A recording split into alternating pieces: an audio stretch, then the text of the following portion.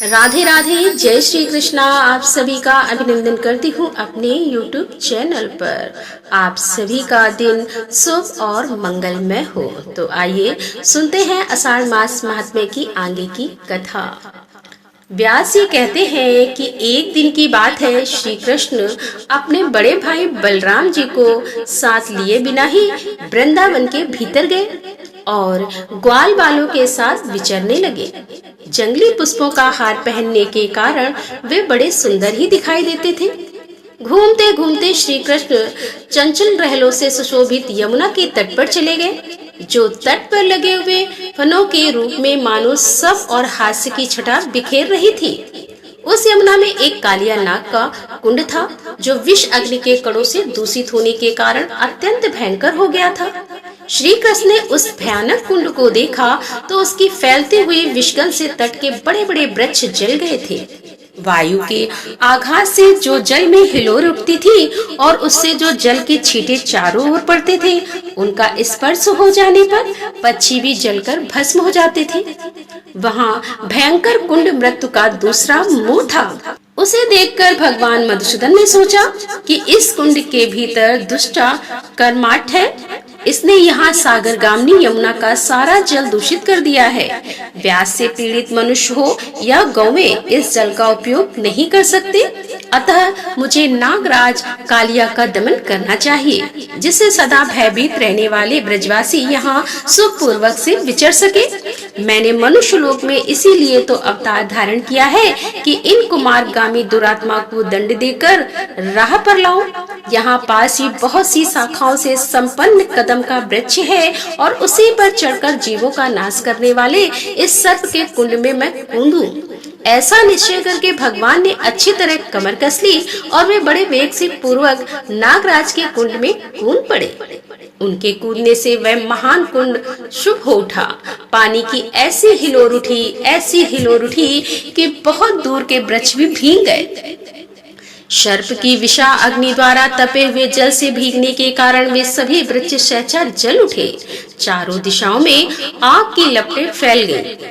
उस नागकुंड में पहुंचकर भी श्री कृष्ण ने अपनी भुजाओं पर ताल ठोकी। उसका शब्द सुनकर नागराज उनके पास आया। उसके नेत्र क्रोध से लाल हो रहे थे, उसके फनों से विषगन की लपटें निकल रही थीं और बहुत सी विशाल नाग उसे घेरे हुए थे।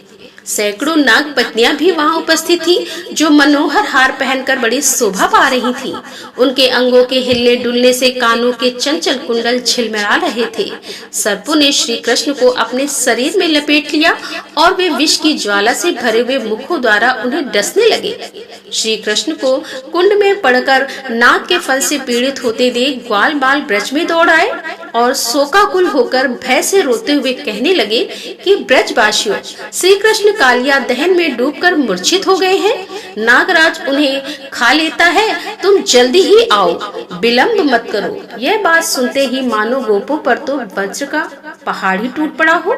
समस्त गोप और यशोदा आदि गोपिकाएं तुरंत ही कालिया तट पर दौड़ी दौड़ी आई। हाय हाय प्यारे कृष्ण कहाँ है? इस प्रकार विलाप करती हुई गोपियां अत्यंत व्याकुल हो उठी और यशोदा के साथ गिरती पड़ती किसी तरह वहां आई। नंद गोप, अन्य गोपगण और अद्भुत पराक्रमी बलराम भी श्री कृष्ण को देखने के लिए तुरंत यमुना तट पर जा पहुँचे। पुत्र का मोह देखकर नंद गोप और माता यशोदा दोनों जड़त हो गई। अन्य गोपियां भी शोक से आतुर होकर रोती हुई श्री कृष्ण की ओर देखने लगी। भय के कातर होकर गदगद वाणी में प्रेम पूर्वक बोली कि हम सब लोग यशोदा के साथ नागराज के महान कुंड में प्रवेश करें। अब ब्रिज में लौटना हमारे लिए उचित नहीं है। भला सूर्य के बिना दिन और चंद्रमा के बिना रात कैसी, दूध के बिना गौवें और श्री कृष्ण के बिना ब्रज किस काम का। हम श्री कृष्ण के बिना गोकुल में नहीं जाएंगे। गोपियों के यह वचन सुनकर रोड़ी नंद महाबली बलराम ने देखा कि गोपगण बहुत दुखी हैं और उनकी आंखें आंसू से भीगी हैं। नंद जी भी पुत्र के मुख पर दृष्टि लगाए अत्यंत कातर हो रहे हैं और यशोदा तो मानो अपनी सुध बुध खो बैठी हो। तब उन्होंने अपनी संकेत में भाषा में श्री कृष्ण को उनके महात्म्य का स्मरण दिलाते हुए कहा कि हे देव देवेश्वर, तुम क्यों इस प्रकार मानव भाव व्यक्त कर रहे हो? क्या इस बात को नहीं जानते कि तुम इन मनुष्यों से भिन्न साक्षात परमात्मा हो? तुम ही तो इस जगत के केंद्र हो, देवताओं का आश्रय भी तुम ही हो। तुम ही त्रिभुवन की सृष्टि पालन और संहार करने वाले यम परमेश्वर हो। हम दोनों इस समय यहाँ तीर्थ हुए हैं। इस ब्रज में यह गोप गोपियां ही हमारे बांधव हैं। यह सब के सब तुम्हारे लिए दुखी हो रहे हैं। फिर क्यों हे श्री कृष्ण, अपने इन बंधुओं की उपेक्षा करते हुए तुमने मनुष्य भाव तो अच्छी तरह दिखा दिया, बालोचित चंचलता और चपलता दिखाने में भी कोई कमी नहीं की। अब यह खेल रहने दो और दांतों से ही अस्त्र शस्त्रों का काम लेने वाले इस दुरात्मा नाग का दमन कर दो। बलराम जी के द्वारा इस प्रकार स्मरण दिलाने जाने पर कृष्ण के ओठ पर मंद मुस्कान से खिल उठे। उन्होंने अंगड़ाई लेकर अपने शरीर को सांपों के बंधन से छुड़ा लिया और दोनों हाथों से उसके बीच के फन को नीचे झुकाकर वे उसी के ऊपर चढ़ गए और शीघ्रता पूर्वक पैर चलाते हुए नृत्य करने लगे। श्री कृष्ण के चरणों के आघात से उस नाग के फन में कई घाव हो गए।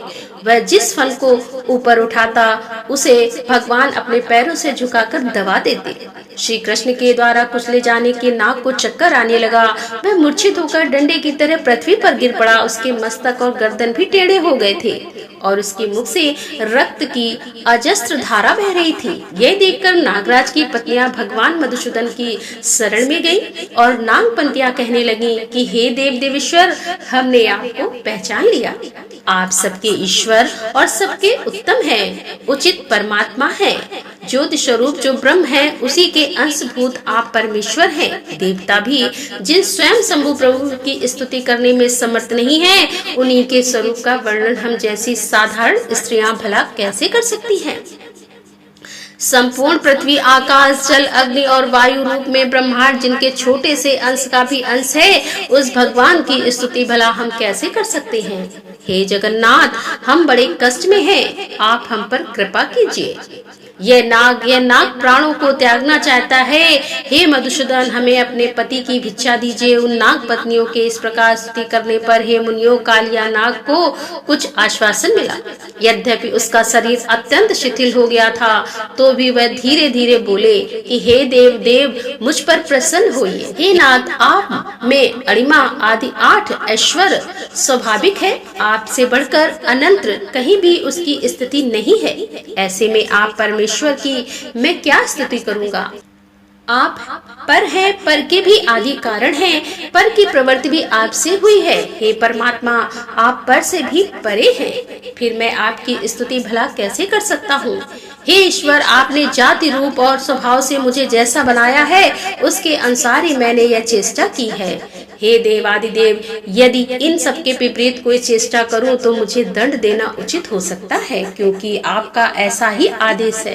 फिर भी आप जगत के स्वामी हैं। आपने मुझको जो दंड दिया है उसे मैंने सहज स्वीकार कर लिया, क्योंकि अब आपसे मिला हुआ दंड भी मेरे लिए वरदान है। अब मेरे लिए दूसरे वर की आवश्यकता नहीं है। हे अच्युत, आपने मेरे बल का नाश किया है, मेरे विष को भी हर लिया और पूर्ण रूप से मेरा दमन भी कर दिया।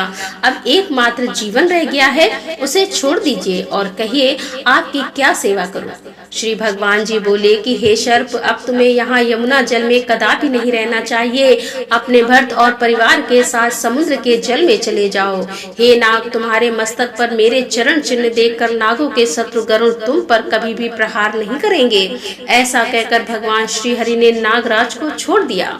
वे भी श्री कृष्ण को प्रणाम करके समुद्र की ओर चले गए। उनसे सबके देखते ही देखते सेवक, संतान, बंधु बांधव और पत्नियों के साथ सदा के लिए वैकुंठ की त्याग दिया। कालिया नाग के चले जाने पर गोपों ने दौड़कर श्री कृष्ण को अपने सीने से लगा लिया, मानो वो मरकर पुनः लौट कर आए हो। उनके नेत्रों से खुशी से आंसू निकल कर श्री कृष्ण के मस्तक पर गिरने लगे।